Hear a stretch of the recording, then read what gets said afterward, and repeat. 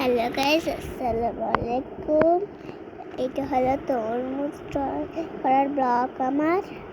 তোমরা কি গরমের ভিতরে ওয়াটারমেলন খেয়েছো? আমি ওয়াটারমেলন ড্রয়িং করছি। আমার ওয়াটারমেলন খুব পছন্দ। খেতে চাও ওয়াটারমেলন? আমি ব্ল্যাক, রেড, গ্রিন এগুলো দিয়ে কালার করছি। তোমরাও ইচ্ছে করলে করতে পারো বাসায়। ড্রয়িংটা কিরকম হয়েছে বলবা।